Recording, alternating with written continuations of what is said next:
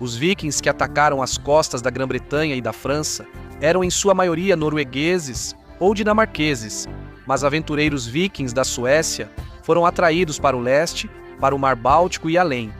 O que impulsionava o desejo de aventura deles era o dirham, uma moeda de prata de alta qualidade cunhada e circulada por todo o vasto califado abássida no século IX. Os mercados ricos do califado estavam repletos de produtos de luxo. Búlgaros e nômades, casares do norte do Mar Cáspio, vendiam cera de abelha, mel, peles e tragicamente escravos para mercadores árabes que pagavam bem com dirhams de prata. Essas moedas chegaram à Suécia e despertaram a curiosidade de chefes empreendedores.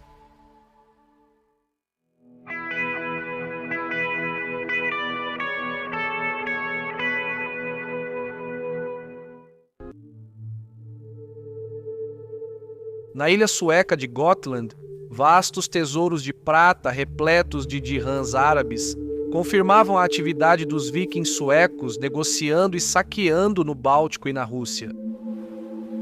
Os cristãos da Inglaterra e da França deixaram relatos vívidos de suas batalhas com os vikings, mas os vikings suecos do século IX encontraram principalmente povos sem culturas letradas. A maioria das informações vem de viajantes árabes e cronistas bizantinos, mas nenhum teve contato frequente o bastante com os vikings para relatar sua história de forma coerente. Ambos ficaram intrigados com os nórdicos chamados Rus e deixaram vislumbres fragmentados de seus costumes e comércio.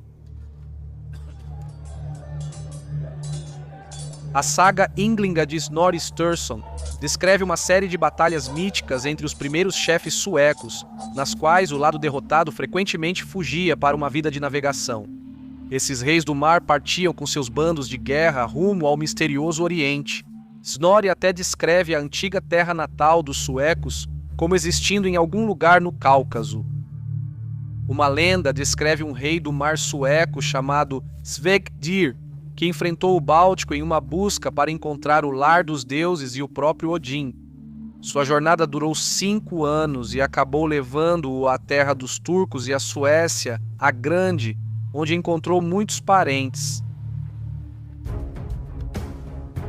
Durante o início do século IX, navios vikings com cabeças de dragão abriram rotas comerciais do Báltico até os mares Negro e Cáspio. Alguns foram até Constantinopla, capital do Império Bizantino, e Bagdá, o centro do Califado Abássida. A vasta e reluzente cidade de Constantinopla, em especial, fascinou os vikings, que a chamavam de Miklagard, a grande cidade. Os vikings que atuavam nesse mundo oriental receberam o nome de Rus. As origens do termo permanecem misteriosas. Pode ter vindo do nome finlandês para os suecos ou da antiga palavra nórdica para uma tripulação de remadores.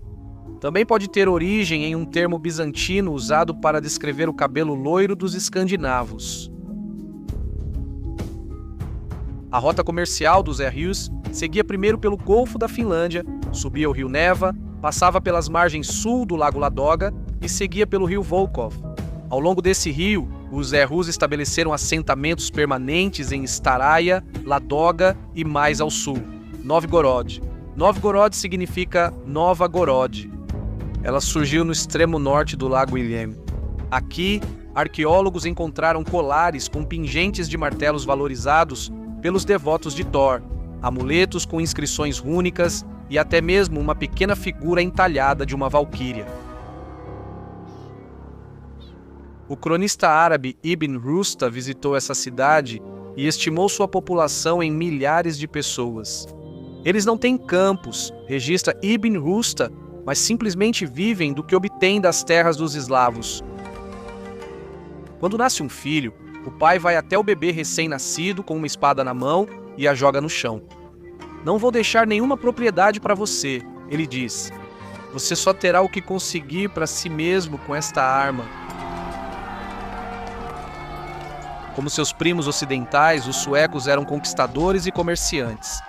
Eles tomaram o controle de assentamentos eslavos e finlandeses ao longo das rotas fluviais e se tornaram a elite dominante de uma rede crescente de cidades comerciais. A partir dessas bases, os vikings atacavam outras tribos finlandesas e eslavas, extraindo tributos em peles e escravos que os bizantinos e árabes estavam sempre dispostos a comprar. A primavera era a estação do comércio, e no outono, a maioria das caravanas comerciais já havia se dispersado.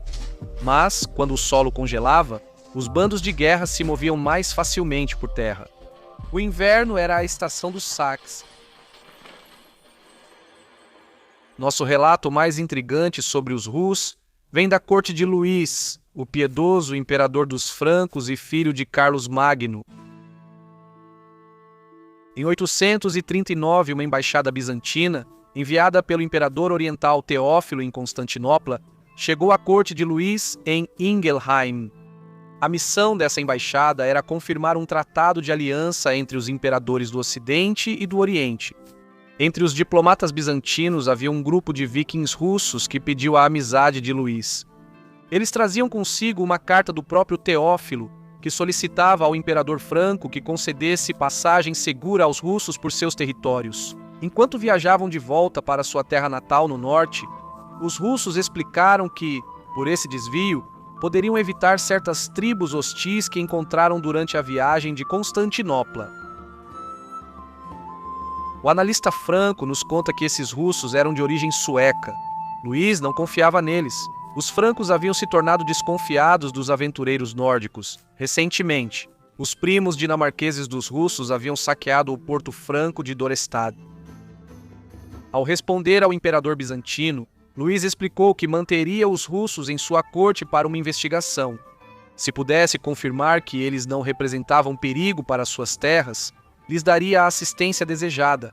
Caso contrário, exigiria que retornassem a Constantinopla. Infelizmente, o relato termina aqui.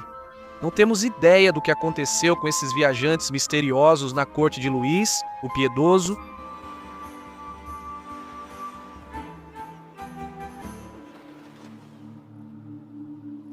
Conforme o século IX avançava, os postos avançados dos Rus foram unificados em um único reino. A crônica primária russa diz que as tribos eslavas locais, cansadas das intermináveis guerras internas, convidaram os Rus para governá-las de acordo com suas leis. O historiador John Hayward acha isso improvável e acredita que a história seja provavelmente uma lenda posterior. Rurik, o primeiro príncipe russo dos Assentamentos Unidos, morreu por volta de 879. Foi sucedido por Oleg, o Sábio, conhecido assim porque lançou as bases para a administração do Estado. Em 882, Oleg organizou um exército de vikings e eslavos, partiu de Novgorod e capturou Kiev. Ele fez de Kiev sua capital, e assim nasceu o Reino da Rússia de Kiev. Há relatos de que Oleg fez um ataque fracassado contra Constantinopla em 907, embora os bizantinos não mencionem isso. Sabemos que, nessa época, os bizantinos deram privilégios comerciais aos russos, tão favoráveis que devem ter sido obtidos por alguma ameaça militar. Os mercadores russos podiam receber comida, âncoras e velas para seus barcos em Constantinopla e tinham direito ao uso dos banhos públicos. Em troca, os russos pagavam uma taxa em prata por navio. Mas os bizantinos não permitiam que os russos vivessem dentro das muralhas da cidade, nem que trouxessem armas, nem que circulassem pela cidade sem uma escolta imperial. Em 911, os russos firmaram um tratado com os bizantinos, no qual concordaram em não saquear navios bizantinos e ajudar qualquer embarcação bizantina que encontrassem em perigo. O tratado também contém estipulações para os russos que queriam se juntar ao exército imperial, pois o imperador reconhecia o valor de ter vikings em suas fileiras. Pouco depois desse tratado, Oleg morreu. A crônica primária nos traz uma lenda fantasiosa sobre sua morte que contradiz sua famosa sabedoria. Um adivinho avisou ao príncipe que seu cavalo favorito causaria sua morte. Por isso, Oleg se recusou a montar ou até mesmo olhar para o animal. 5 anos depois, o cavalo morreu e Oleg zombou do adivinho, chamando-o de impostor. Imprudentemente, o príncipe inspecionou os ossos do animal morto apenas para ser mordido por uma víbora venenosa escondida no crânio. Os historiadores tendem mais a acreditar que ele morreu durante uma incursão no Mar Cáspio. Oleg foi sucedido por Igor, que em 941 lançou um ataque desastroso contra Constantinopla. Sua frota foi aniquilada pelo fogo grego lançado das galés bizantinas e o próprio Igor mal escapou de ser queimado até a morte. Em 944 ele tentou novamente, mas desta vez os bizantinos o subornaram, embora em termos muito menos favoráveis do que o acordo comercial anterior. Esse revés levou Igor a fazer exigências mais duras às tribos eslavas locais. Em 945 ele atacou os Drevlians, que contra-atacaram e capturaram o chefe viking. O cronista bizantino Leão, o Diácono, diz que os Drevlians se curvaram, 2 árvores amarradas cada uma a uma das pernas de Igor, e então as soltaram para que ele fosse rasgado ao meio. O filho de Igor ainda era um bebê, então sua viúva Olga assumiu o controle do domínio dos Rus. Ela jurou vingança contra os Drevlians quando eles fizeram ofertas de paz de peles e mel. Olga respondeu atacando Skorosten, atualmente Karak-Rostan, na Ucrânia, destruindo completamente a cidade. A lenda diz que Olga queimou ou enterrou vivos os prisioneiros drevlianos. Seja como for, ela foi uma governante formidável e preservou o estado de Kiev até que seu filho assumiu o trono em 963. Para negociar com os árabes, os vikings russos tinham que viajar muito além de seus próprios assentamentos até Bolgar, cerca de 32 quilômetros rio abaixo do encontro dos rios Volga e Kama. Os mercadores árabes seguiam pelo rio Volga ou pela Rota da Seda, até Bolgar, onde negociavam com os russos por escravos. Peles, cera de abelha, mel, âmbar báltico, presas de morsa, falcões e as cobiçadas espadas francas. Os objetos encontrados em túmulos vikings confirmam que essas espadas francas, famosas por sua fabricação, eram tão valorizadas pelos escandinavos quanto pelos árabes. Dos árabes, os russos recebiam não apenas moedas de prata, mas também seda, especiarias, perfumes e contas de cerâmica coloridas que encantavam as mulheres russas. Os russos tinham seu próprio bairro em Bolgar, onde construíam moradias de madeira e erguiam um santuário para seus deuses. Ali eram realizados rituais religiosos. Como o sucesso no comércio era considerado um presente dos deuses, se os negócios iam bem, ovelhas e gado eram sacrificados em agradecimento. Um visitante árabe em Bolgar foi Ibn Fadlan, que achou os russos fascinantes e documentou extensivamente suas impressões sobre eles. Ibn Fadlan geralmente retrata os russos de forma negativa, como pagãos bárbaros, mas seu relato também revela admiração.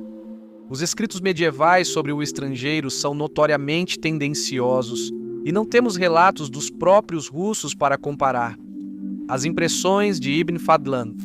Ele procurou retratar os russos como pagãos exóticos, estranhos e horripilantes, e moldou suas histórias tanto para excitar quanto para repugnar o leitor. Devemos tratar seus escritos com cautela. Ibn Fadlan relatou que os russos se lavavam todos os dias, mas ficou enojado porque usavam água comunitária. Ele os retrata como maus com os escravos, embora outros autores muçulmanos afirmem que os tratavam bem. Ele fornece relatos longos sobre as práticas sexuais dos russos, detalhando cada aspecto picante. Ibn Fadlan expressa abertamente admiração pela aparência física dos russos. Nunca vi corpos mais perfeitos do que os deles, ele escreveu. Eles são altos como palmeiras, claros e rosados. Eles usavam mantos e calças largas, e em todos os momentos carregavam um machado, uma espada e uma faca. Os Rus cobriam seus corpos com tatuagens, uma prática que eles adotaram dos povos nômades túrquicos com quem interagiam na região.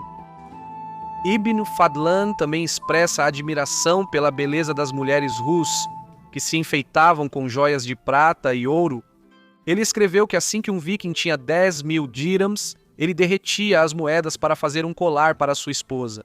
Os Rus preferiam usar sua riqueza tanto para exibi-la quanto para mantê-la segura. Ibn Fadlan escreve de forma eloquente sobre o imponente rei dos Rus, que na época desse relato seria Igor. Sentado em um trono incrustado de joias, Igor estava cercado por 40 belas concubinas e podia agarrar qualquer uma delas para satisfazer seus desejos. Bem ali, em público, 400 guerreiros o atendiam em seu salão, todos leais ao seu rei. Até a morte, cada guerreiro tinha uma escrava para lavá-lo e vesti-lo, e outra para ser sua companheira de cama.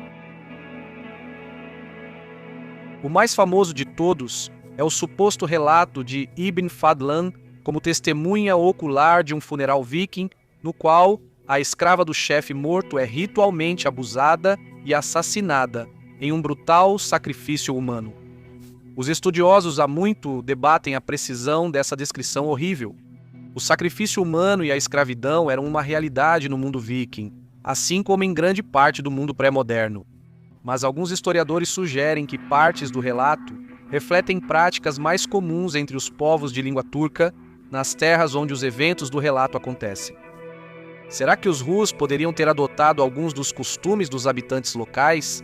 Outros estudiosos acreditam que o relato de Ibn Fadlan é em grande parte consistente com os ritos funerários nórdicos, enquanto outros ainda argumentam que ele reflete tradições que surgiram exclusivamente entre os Rus.